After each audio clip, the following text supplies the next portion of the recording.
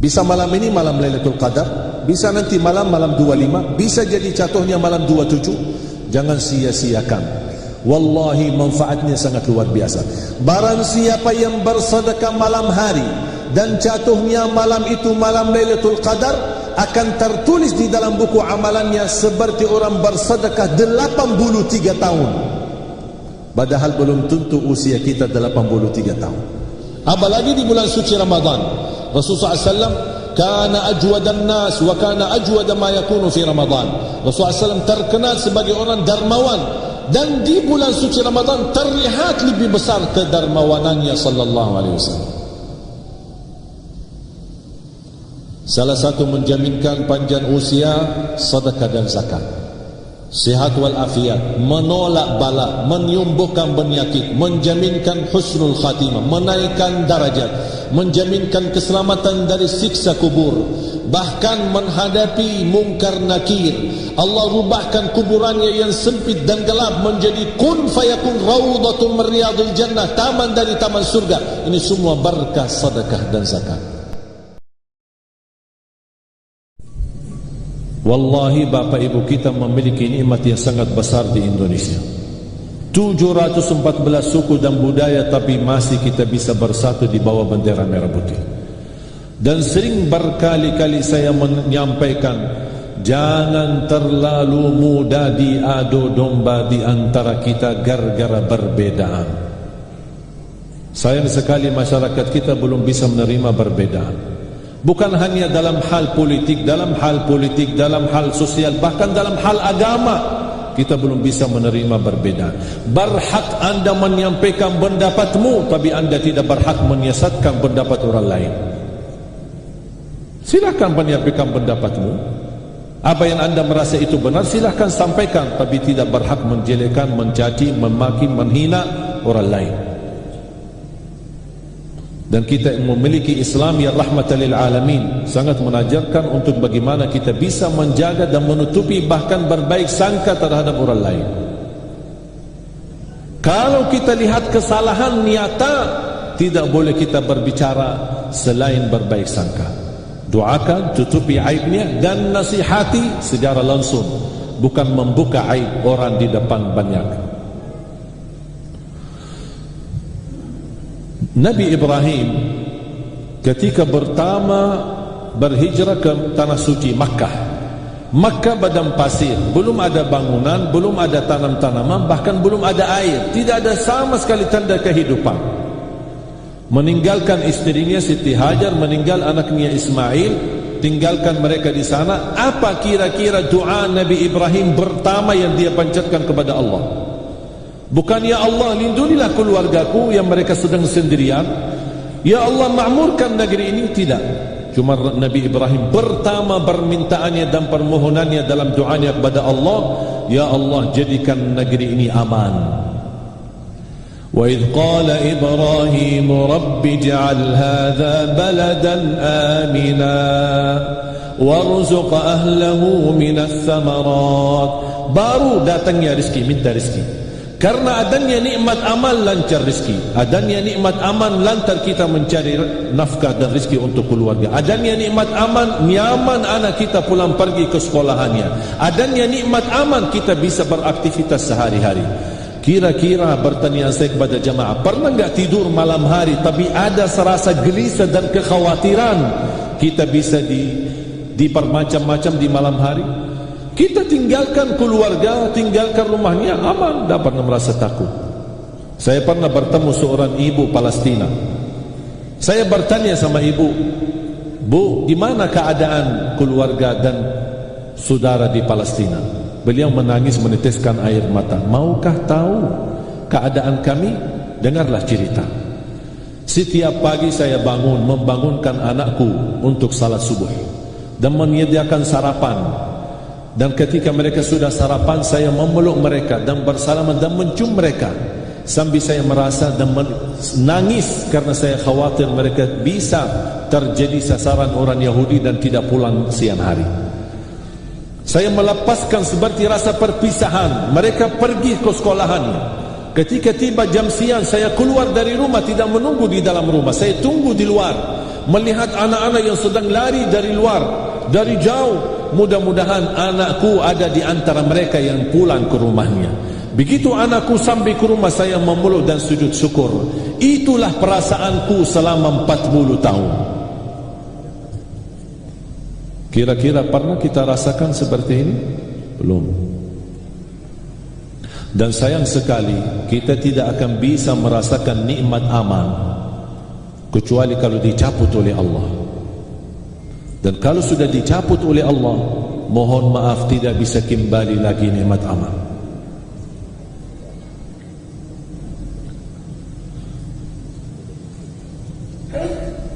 Bapak Ibu jamaah sekalian yang dimuliakan Allah Subhanahu wa taala, nikmat aman sebuah anugerah. Dan mohon maaf, aman itu bukan tugas aparat keamanan, tetapi tugas kita bersama.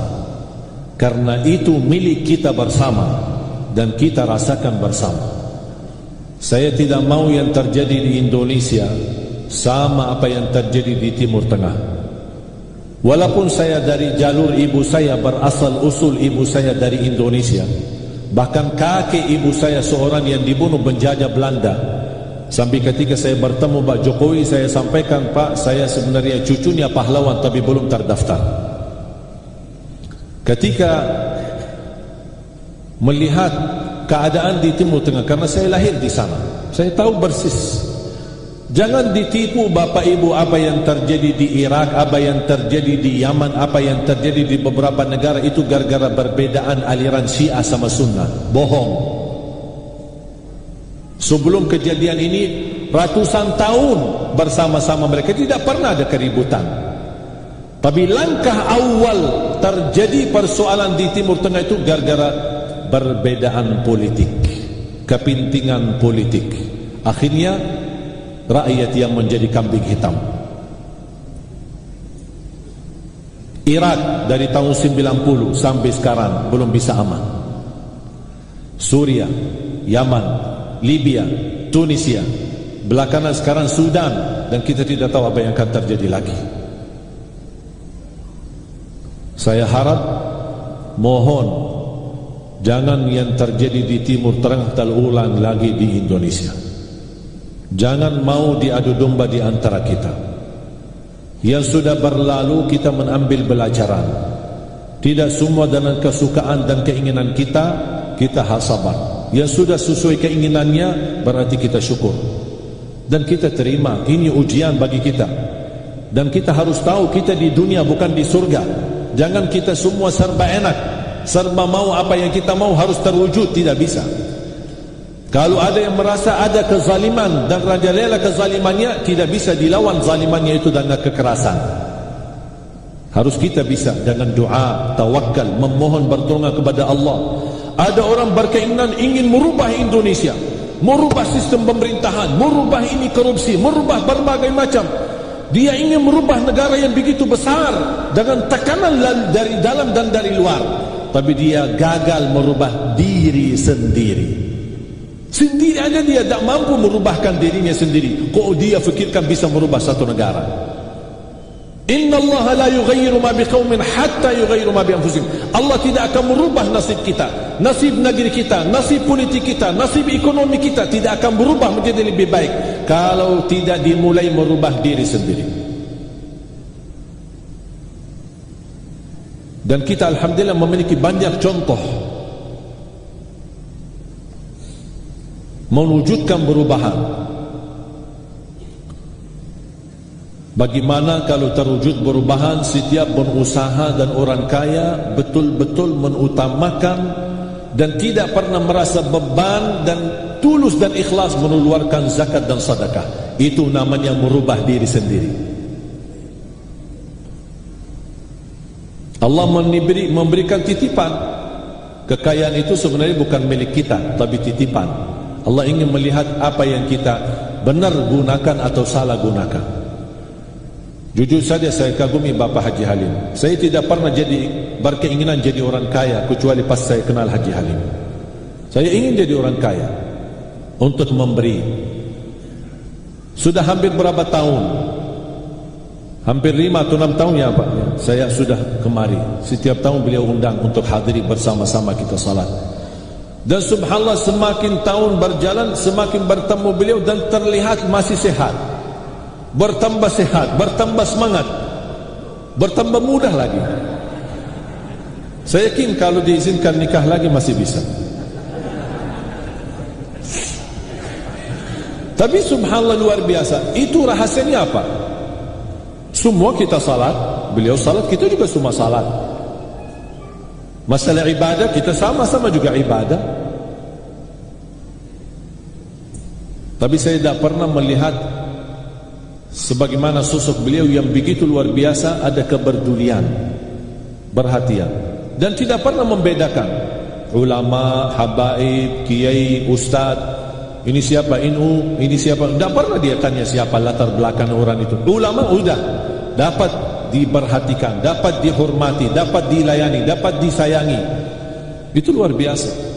Dan saya ingin semua orang-orang yang memiliki kemampuan meniru Bapak Haji Halim.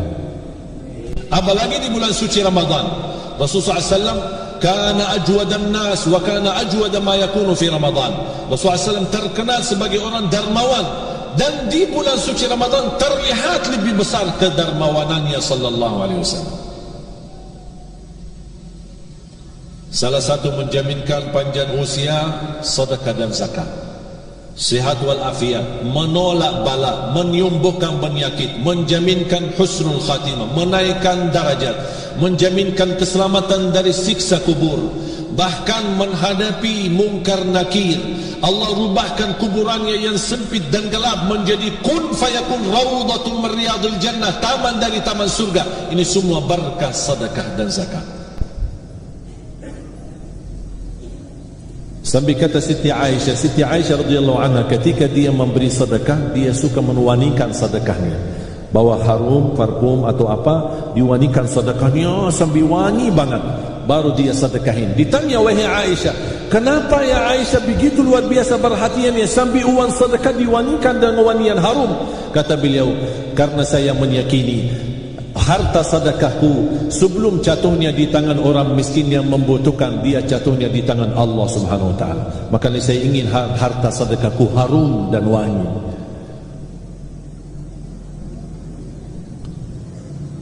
Dan banyak cerita bagaimana kelebihan sedekah, dan Allah menjanjikan melipatkan ganda orang-orang yang bersedekah. Bahkan tidak pernah ada tugas malaikat yang turun ke bumi selain khusus mendoakan orang yang bersedekah, khususnya di subuh hari. Rasulullah SAW bersabda, ketika tiba waktu subuh, waktu fajar, Allah turunkan malaikat. Tugasnya apa malaikat ini? Cuma satu, mendoakan orang yang berinfak dan bersedekah di subuh hari. Saya mengambil pelajaran salah satu sedekah yang terbaik di waktu subuh. Semua waktu boleh, semua jam boleh, di setiap saat boleh, apalagi di bulan suci Ramadan. Yang terbaik di waktu sedekah subuh. Habis salat subuh, sebelum beraktivitas, isi kotak amal, isi amplopnya, atau sediakan berapa, sampai beberapa bulan atau beberapa hari atau beberapa minggu. Ketika terkumpul kumpulan sedekah itu, baru diserahkan kepada lembaga, yayasan, atau kepada ulama, atau kepada siapa yang kita percaya. Subhanallah, ya, luar biasa manfaat sedekah subuh itu. Apalagi sedekah subuh disertai doa. Ketika kita bersedekah, ya Allah, mohon dengan berkah sedekah ini sembuhkan penyakitku. Wallahi dahsyat terkabul doanya. Boleh titip doa untuk orang tua, ya Allah, dengan berkah sedekah ini mohon titipkan pahala sedekah ini untuk kedua orang tua. Ya Allah, dengan berkah sedekah ini anugerahkan kepadaku keturunan penghafal Al-Quran. Pengalaman saya bersama orang tua saya alhamdulillah dua-duanya masih ada. Mereka bukan ulama, bukan kiai. Ibu saya tidak pernah belajar sekolah, sampai usia 40 tahun masih buta huruf, tidak bisa baca Quran. Coba bayangkan, orang Arab tidak bisa baca Quran, gimana orang Indonesia? Ayah saya hanya belajar sekolah sampai kelas 3 SD. Habis itu dia bekerja berdagang, membantu ayahnya. Tapi alhamdulillah mereka memiliki keturunan 12 timnas. Dari 12 ada 10 menghafal Al-Quran 30 juz, bukan juz 30. Dari mana? Berkah sedekah orang tua. Setiap mereka bersedekah tidak pernah lupa mendoakan kami. Makanya Allah anugerahkan. Sekarang alhamdulillah ayah ibu saya dua-duanya bisa menjadi penghafal Al-Quran. Yang menjadi gurunya adalah anaknya sendiri. Wallahi sedekah itu dahsyat. Saya tidak heran Haji Halim seperti ini. Tidak heran. Tambah sehat, tambah muda, tambah semangat, tambah segar, luar biasa. Usianya tidak cukup luar biasa. Mudah-mudahan menjadi amal salih, diterima di sisi Allah, menjadi sedekah yang tidak terputus pahalanya sampai hari kiamat. Saya mendorong Bapak Haji Halim, ayah kami, dan semua para pejabat yang hadir, tolong sisahkan hartamu untuk disedekahi. Jangan tinggalkan amalan kebaikan itu, apalagi di bulan suci Ramadan, apalagi sudah di malam-malam terakhir ini. Bisa malam ini malam Lailatul Qadar, bisa nanti malam 25, bisa jadi jatuhnya malam 27. Jangan sia-siakan. Wallahi manfaatnya sangat luar biasa.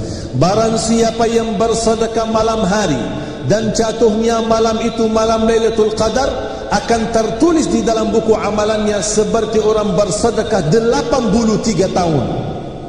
Padahal belum tentu usia kita 83 tahun.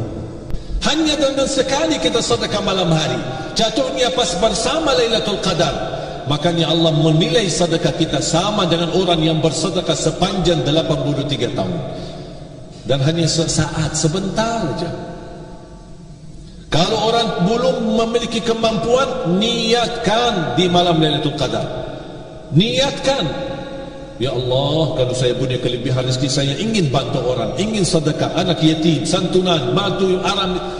Niat, karena niat pun ada harganya, ada nilainya di sisi Allah, tidak ada yang sia-sia. Apalagi kalau niat disertai dengan perbuatan.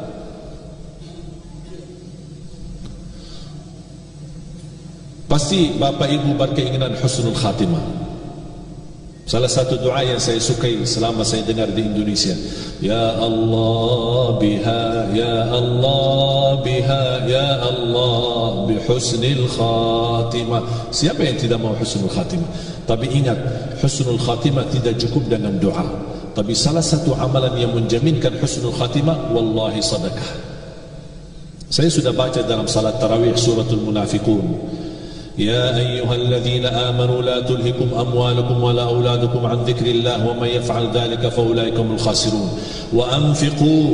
وأنفقوا kata Allah, berinfaklah, bersedekahlah, berzakatlah, karena ketika menghadapi sakratul maut, semua orang Islam yang akan menghadapi sakratul maut, dia berkata, ya Allah, tundalah kematianku sebentar saja. Kenapa? Buat apa? Tahajud? Tidak. Tarawih? Tidak. Baca Quran? Tidak. Beramal salih? Tidak. Cuma satu keinginan orang yang menghadapi sakaratul maut, tundalah ya Allah kematianku agar saya bisa bersedekah. Kenapa dia meminta bersedekah di saat sakaratul maut, minta ditunda kematiannya? Karena di saat sakaratul maut Allah tunjukkan luar biasa pahala sedekahnya. Makanya dia minta, ya Allah, tolong tundalah kematianku biar saya sedekah lagi, sedekah lagi, sedekah lagi. Tapi sayang sekali kalau sudah tiba saatnya kematian tidak bisa ditunda. Makanya manfaatkan sekarang, dan mohon doa restu. Terus berjuangan untuk mencetak 1 juta menghafal Al-Quran. Mudah-mudahan anak-anak kita, anak-anak Bapak Ibu menjadi penghafal Al-Quran. Dan mudah-mudahan pertemuan ini dengan keberkahan ilmu yang sama-sama kita belajar, melaksanakan tarawih bersama, mudah-mudahan menjadi saksi baik di sisi Allah Subhanahu wa taala. Ya Allah ya Arhamar Rahimin, atas izinmu kami bersama-sama kumpul di tempat ini yang penuh berkat dan rahmat darimu ya Allah. Atas izinmu ya Allah kami memohon, berilah kepada kami kemuliaan bertemu kembali di dalam surgamu ya Allah ya Arhamar Rahimin. اغفر لنا ولوالدينا ولجميع المسلمين والمسلمات والمؤمنين والمؤمنات الأحياء منهم والأموات. Ya Allah, tuliskan nama-nama kami, orang-orang yang mendapatkan Lailatul Qadar, yang meraih Lailatul Qadar, yang mendapatkan berkah Lailatul Qadar, agar kami bersama-sama dibebaskan oleh Allah dari neraka Jahannam serta orang tua kami ya Rabbal Alamin. Rabbana taqabbal minna innaka antas samiul alim. Terimalah puasa kami, terimalah salat tarawih kami, terimalah sedekah kami, terimalah segala aktivitas amal ibadah kami selama bulan suci Ramadan. Jadikan sisa Ramadan ini menjadi yang terbaik bagi kami. Kami memberi yang terbaik untukmu ya Allah. Ya Allah, kalau memang Ramadan ini yang terakhir dalam usia kami, jadikan menghantarkan kami ke husnul khatimah. Rubahkan nasib kami dari siksa neraka Jahannam menjadi ahli surga. Selamatkan diri kami, orang tua kami dan serta keturunan dan keluarga kami dari siksa neraka Jahannam. Rabbana atina fid dunya hasanah wa fil akhirati hasanah wa qina adzaban nar. Amankan ya Allah negeri kami, amankanlah negeri kami. Jadikan negeri kami Indonesia aman, makmur, sejahtera, baldatun thayyibatun wa rabbun ghafur. Jauhkan dan lindungilah negeri kami dari segala bencana, dari segala bala dan segala musibah ya Rabbal Alamin. Satukan saf kami, satukan hati kami, agar bersama-sama membangun negeri kami menjadi lebih baik.